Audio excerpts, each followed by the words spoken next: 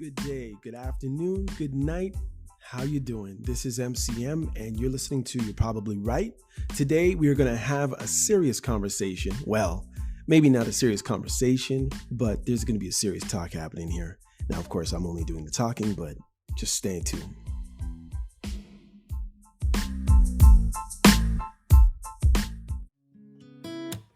I can't seem to help.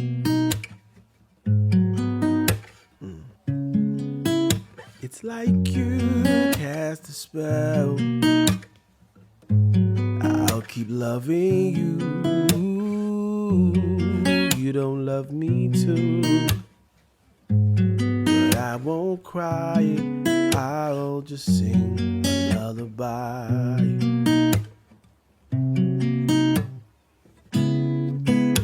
You moved on already. I know I gotta stay strong. You said that you'd love me forever, but I guess that's gone. And I can't seem to hide all this pain that I feel inside. But that's okay, I'll just sing a lullaby. Listen, I can't seem to help. No. Oh, it's like you cast a spell. Can't believe we're through. You win and you lose. But I won't cry. I'll just sing a lullaby. Listen. You moved on already and I know I gotta stay strong. You said that you love me forever, but I guess that's gone. And I can't seem to hide all this pain that I feel inside. But that's okay, I'll sing a lullaby.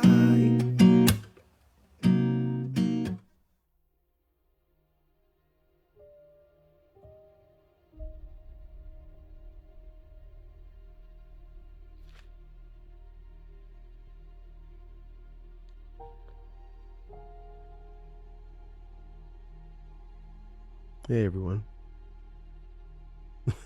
I wasn't sure if the microphone was on just now, so that's why it was the big huge pause. Wasn't a technical difficulty. How you doing? You have stepped in again.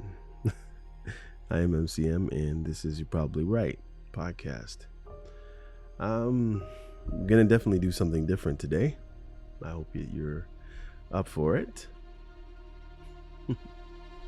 It's been a while since I've done a podcast. Not really a whole while. I skipped a whole week. Imagine that. Sometimes, you need to get back into life and, recharge whatever it is you're doing. And this was the case for me. So, welcome to episode 187 of You're Probably Right podcast. Today, we're diving into the magic of cinema. Why some movies stay with us long after the credits roll. We'll explore why fantasy, hope, nostalgia, and deep emotional connections make a movie great. And how culture, how'd I get that? Culture, cultural perspectives, and even subtitles can alleviate your experience or alleviate. I can't even read my own writing, guys. Alleviate. That's wild. Elevate the experience. If you've ever been moved to tears or uncontrollable laughter by a film, or found yourself reflecting on love and life because of what you watched, this episode's for you. Or straight up if you're just a movie buff. How do I want to approach this? I'm going to answer some questions as usual. But I just wanted to say, first of all, that this podcast is for entertainment purposes only. And I guess in this case, even more so.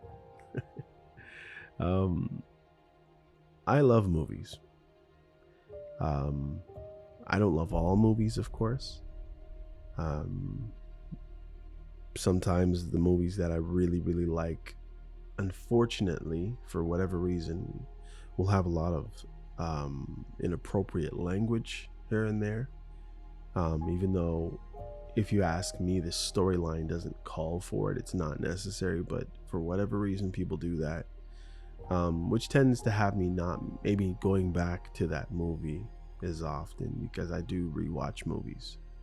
Sometimes you just search for a feeling, and sadly, like, differently from, as I said, always, as I'm a Christian, it's not like some kind of a God complex or something that I need to feel something, because I do feel love from the Almighty, from His scriptures that He has given to us for, a life roadmap, directions, precepts,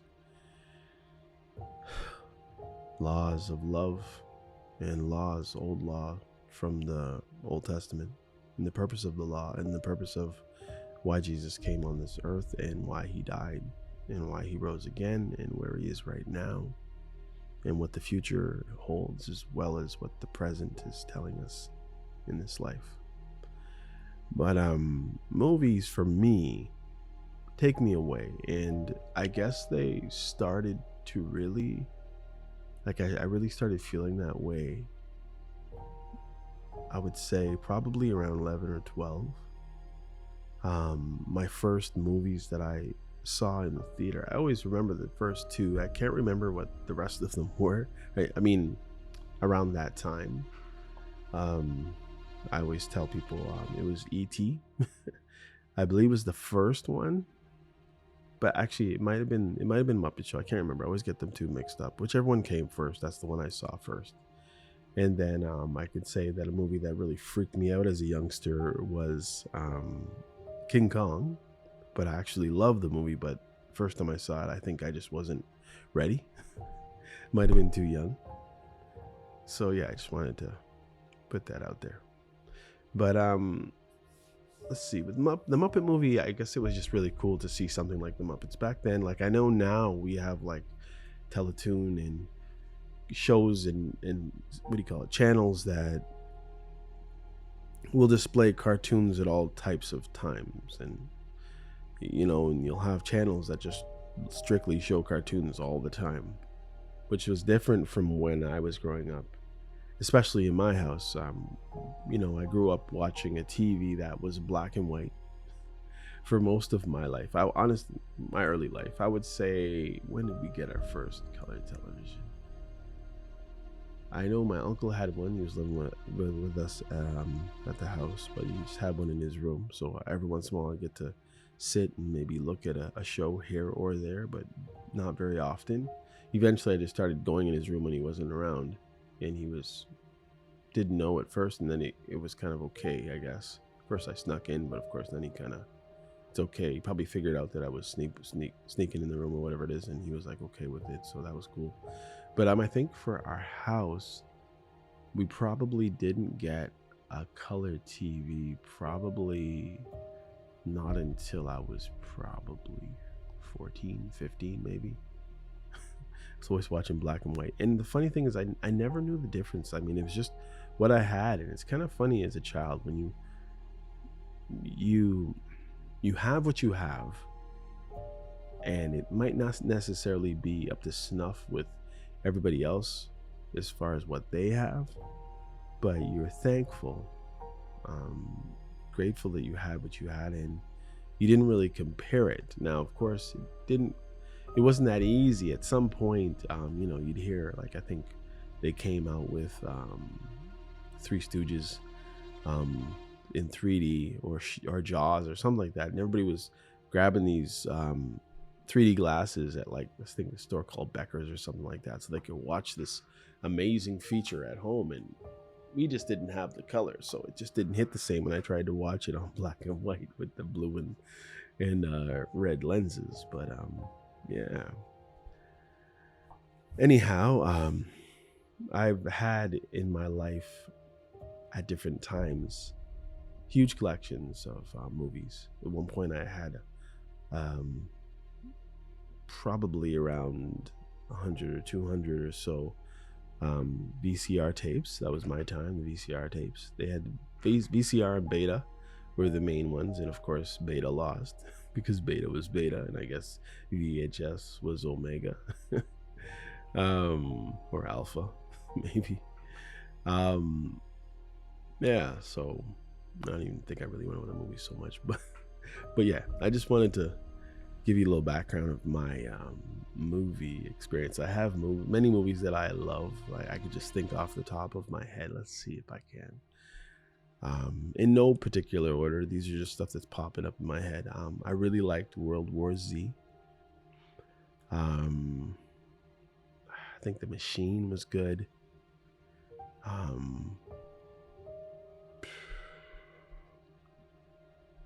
Shawshank Redemption. Schindler's List. I love the Lord of the Rings 3 movies, and then the 3 that came after that were really good.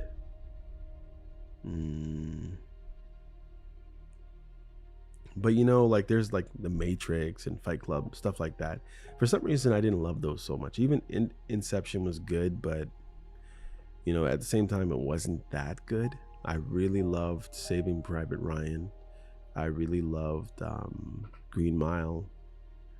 Flipped was a really good movie. A lot of people probably haven't seen it. Just a lot of movies. The new King Kong movies, a lot of Peter Jackson stuff. I can't even say so, but for sure the King Kong movies, the ones that they made just before it started getting really wacky and he started going to other worlds and stuff like that. And people wanted to figure out why his size was increasing and blah blah blah. When they started trying to do that stuff, then it kind of missed me a little bit. Skull Island was probably the last one that I could stomach. Yeah. Anyhow, I'm gonna try to answer some questions and maybe get into it a little bit. So, first question: why do you think certain movies create a lasting connection with an audience? For me, it's the connection. It's as a kid, for some reason the Karate Kid really I really connected with that movie for myself. It was like, the underdog. This dude was kind of gangly and goofy a little bit, but yet he had his own what was his name? Daniel LaRusso, I think it was. He had his own way of looking at things, and there was a girl he liked, and he didn't even know that maybe if he had been in that school for longer, he might have known that she was out of his league and he shouldn't be trying to talk to her, but he was just naive and also willing to try to go after what he wanted in that situation.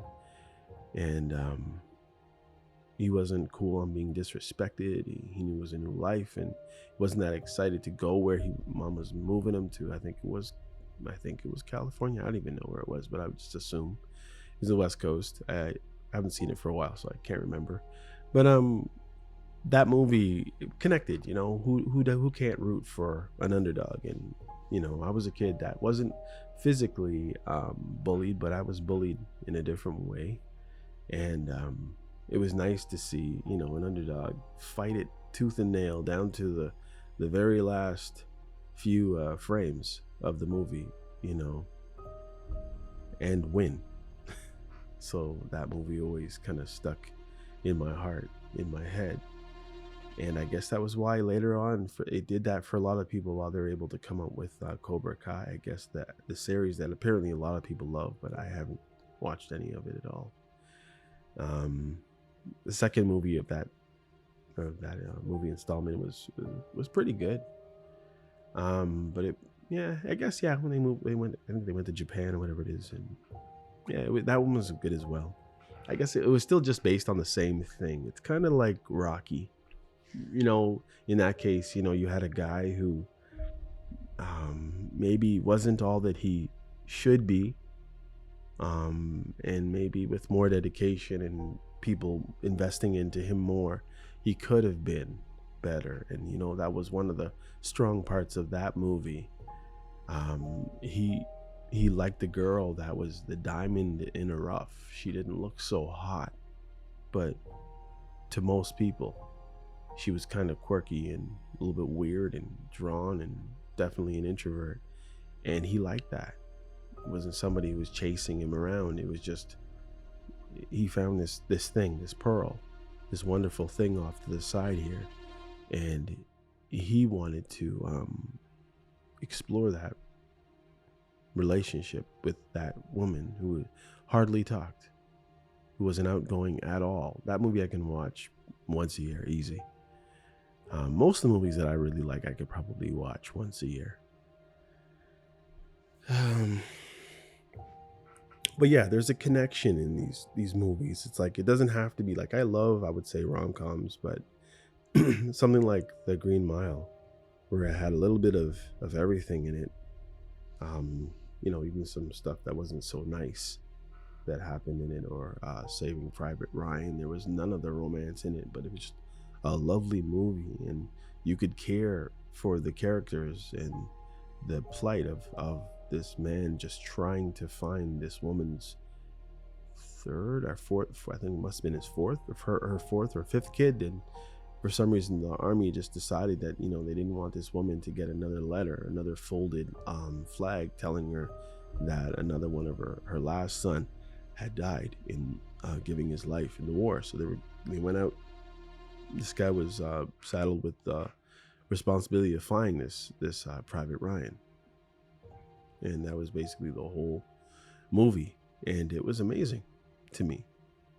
So a lasting connection with a movie for me a lot of the time is just something that just takes you away. Something, the better the storyteller, the better the cinematography, the acting, of course, and where you can almost put yourself in the place of the body of the main character in some way, shape, or form, or you can at least somehow, not more than empathize or sympathize with the character, but you can see your little ways, your little idiosyncrasies, your little quirkiness, your little loseriness, your underdogness in the character, and watch them as they do their best to fight their way out of their situation. And sometimes they don't make it.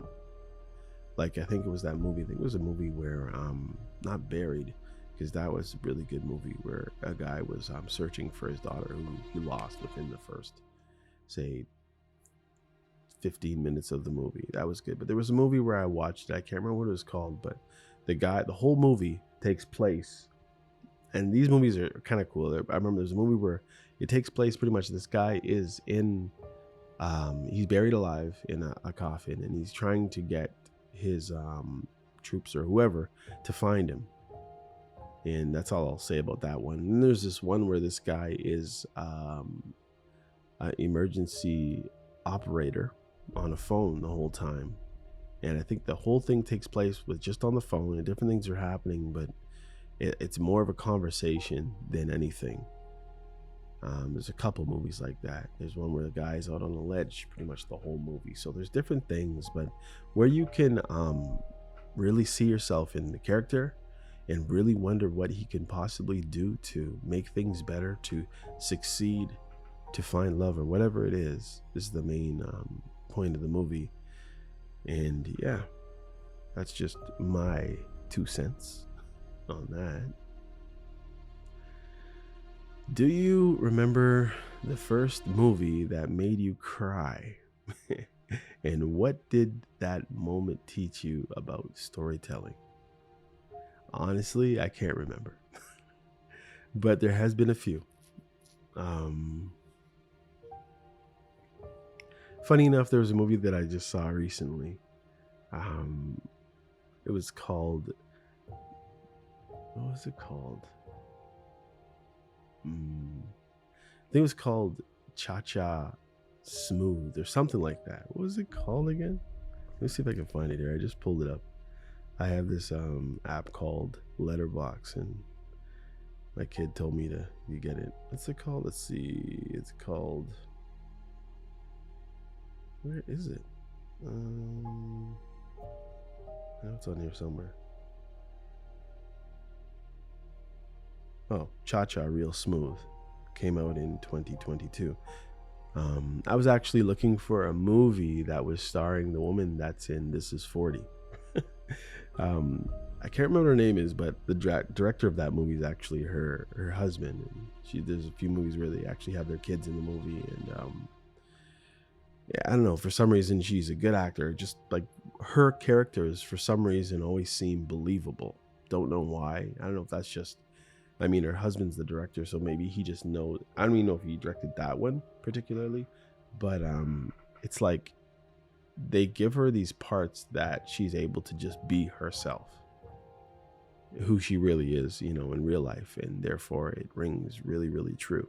Even if it's a cornball character or a small character in the movie, like I think she's in 40-Year-Old Virgin, just a little bit in it, I think, possibly, that I can't remember. But actually maybe not. Is she? I can't remember. But anyhow, yeah. So anyhow, that's how I got onto Cha Cha Real Smooth. And there was just this pathetic character, I would say, young guy, about 22, and he was trying to find himself, and for some reason he always found himself falling in love from a little young age with women that were probably over 10 to 15 years older than he was. And he finds connections in the wrong places, and then there's the woman has a daughter who he, for whatever reason, has a real nice connection with as well, and she's autistic, and he has this wonderful, beautiful relationship with his little brother that you usually don't see in movies, where the brothers actually like each other, which was totally weird considering what you usually see in Hollywood movies. But I really get myself into the movie, so every once in a while, you might tear up a little bit, which apparently is a bad thing as a guy. You're never supposed to cry, unless maybe somebody dies. That's what they say, but I don't really care what they say. I'm me, so it is what it is. Let's see. Why do you think laughter and romance, when combined, resonate so strongly with viewers?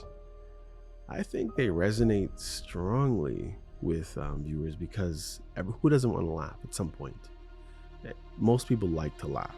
Not everything is funny, not everything makes you laugh, but when you find something that actually makes you laugh, I think it says that laughter in the Bible is like a medicine to your bones. It does something. I don't know if it's, whatever, the hormones or whatever it is, endorphins or whatever people say about it, but it's just nice. And if you can find some sort of, romance, or, as men and women, most of us aspire to, or built to find love. And if you can get a little laughter, a little romance, little emotions going, and some movie that can bring you up and bring you down, bring you up and kind of move you onto the next thing afterwards, and you can get lost in the movie a little bit. I think that's the amazing recipe for a wonderful experience, a wonderful movie. Sometimes it's just the connections with the characters, like the movie Hateful Eight. A lot of the movie was based on a lie. There was this Lincoln letter that Samuel L. Jackson's character had, and it was this wonderful letter that was supposedly written by Abraham Lincoln to him, and it was like, "Dear Marquess," the guy was Marquess, and that was that character's name. And he was talking, just saying these random things, and then all of a sudden he'd say, "Oh, I gotta go now. Mary Todd," the wife of Abraham Lincoln, of course, is calling, and gotta go to bed, or whatever the case is. Or it was just nice. But there was connections found within those characters. There was no romance in this movie at all. But it was a struggle for survival. Men out in the wilderness, the tough wilderness back in the day. There was racism in there. There was criminals and people who were responsible for them. There was a hangman in the movie. There was seedy characters in the movie. There was Sweet Dave's chair. It was just a wonderful movie. Meanwhile, in the background throughout the whole movie, it had amazing surround sound where it really sounded like these guys were in this cabin way out yonder, and all you hear in the background was like that, like it was really windy outside and snow was falling, and there was a couple holes here and there, so snow was actually falling into the cabin, and you had all of these people who were destined for a huge, climax in the movie of gunfighting and bushwhacking, treachery and traitors and all kinds of stuff in there. It's just jam-packed in this one little small room. Most of the movie took place in. Yeah, it was wonderful. Or a movie like The Week Of with Adam Sandler and Chris Rock, where there were two guys and their daughter and son. It's the daughter of Adam Sandler and the son of Chris Rock were getting married.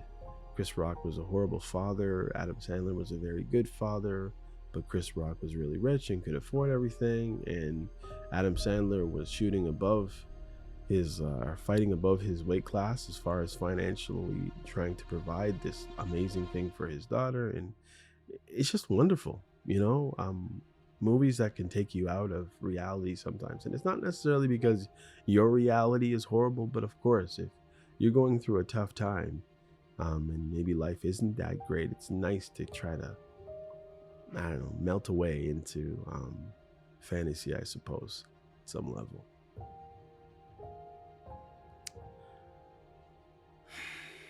What makes a foreign film with subtitles so compelling for you? I think for me, foreign film, which for me would be probably like a movie from India, or like, Bollywood movie like Kuch Kuch Hote, or maybe one of the movies that I've watched that were taking place in Sweden or Germany, Russia, or maybe Korea.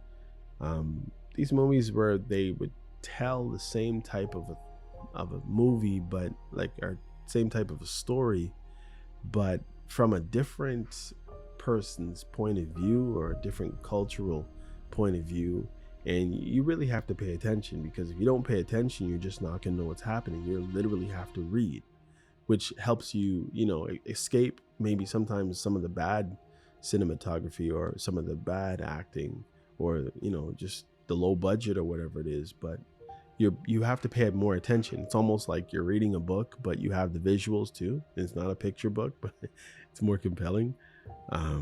But yet you have to use less imagination because it's right there. And also sometimes the way that they might do something in Bollywood or Hollywood would be totally different from each other, even though they're telling the same story. Like Kajini, I think was the movie Kajini. And there was one I can't remember what it was called, in Hollywood, where they had this guy who had a memory that would last I think 25 or 50 seconds or something like that, or a minute, and then he would totally forget everything. Then he had to look at these pictures to remind him what was going on, and his wife had been killed by these guys, and he had to get back and get retribution and revenge and all this stuff. And it's but as I said, it's called Kajini in the Bollywood version. I can't remember what the American version was. But yeah, with foreign films like Tidal Wave or Train to Busan, where the character, you just want him to make it. I can't say if he makes it or not, but it was the whole thing where people were turning into zombies, and this guy was trying to save him and his daughter, and obviously few people down the line who he developed connections with.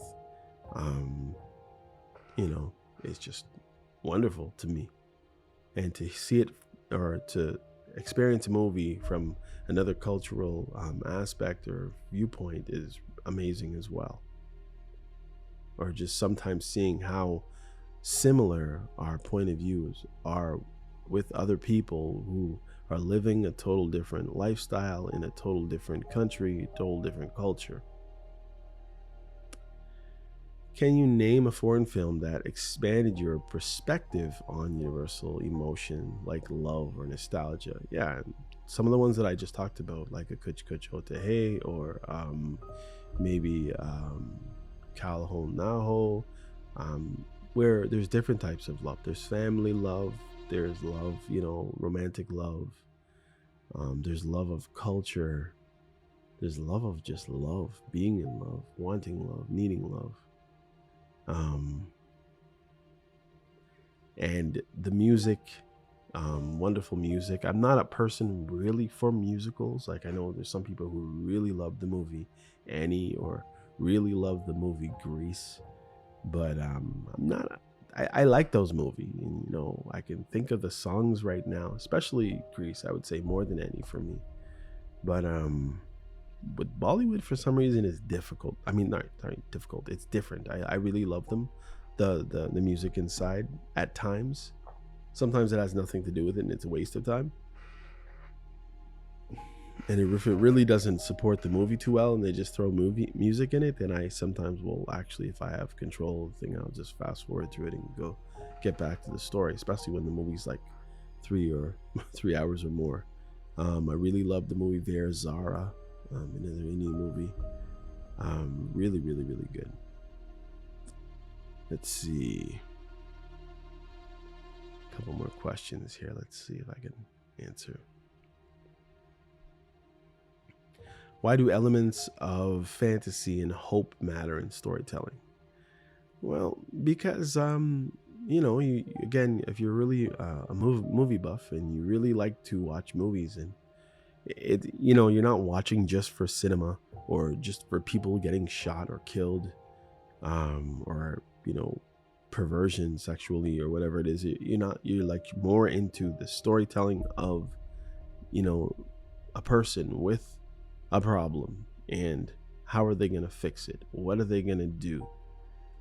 How does this situation or problem or situation or issue change the person, or what learning did they get out of their situation? Like American History X, or it's just so many movies I couldn't even tell you. Even the movie Wolverine, like off those Marvel movies, but the Wolverine one was really, really well done, where he loses his power, and he's just like a dude just trying to make it, who usually would have amazing superpowers. Yeah. So I think it's just the struggle. They say that in a lot of stories you'll have man against man, man against the world, man against nature. And I love those movies as well, like Mountain Between Us, where it's just these two people who were in a plane, and plane crashed, the pilot dies, and now they have to somehow get back to civilization. And one's getting married and the other one's a widow. I think he's a widower. And they fall in love, and they are also at the same time fighting against the elements and the stuff that happens if you were left out on the mountain somewhere in the snow. Yeah. Anyhow, I just want to do a little bit about movies. I just want to touch on it, so I'm not going to go in depth, but I have been thinking about doing a little bit of a movie podcast, just because I've seen so many and I own so many. It's almost like I could just grab 10 and talk about the amazing things that I love about them, or maybe I'll have like my movie pick of the week or something like that. Anyhow, if it's something that you want to see, then I would really, really appreciate it if you would like and subscribe, or give me a thumbs up or a hearts up, or whatever, from whatever platform you're listening to me on. I would really like to see the Apple one go up. There's hardly anything there.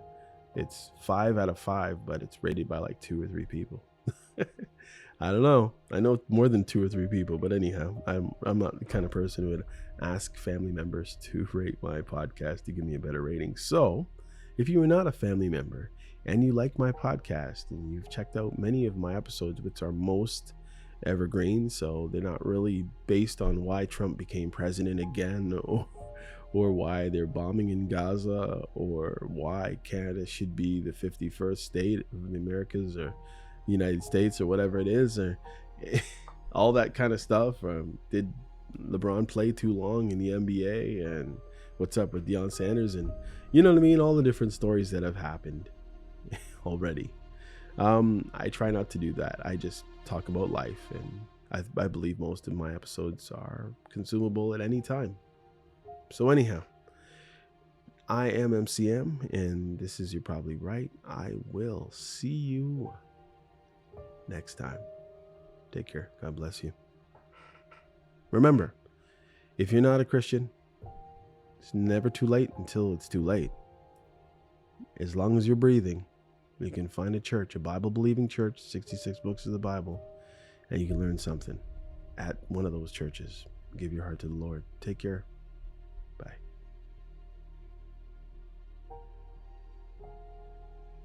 Oh yeah, before I go, remember, if you have any questions you want to ask, or maybe you have a topic that you want me to talk about, you can email me at yprpodcast@gmail.com.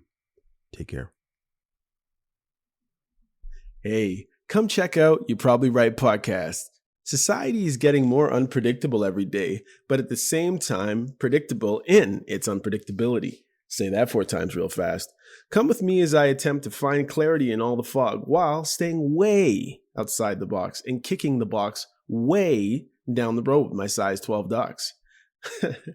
I use the Bible, experience, education, fortune, misfortune, life's lessons, life's mistakes to sort through all the mess. I talk about news, God, God, self-help, sports, sickness, health, music, parenting, love, humbleness, hurt, pain, joy, and all the things that might make you say, I never thought of it that way.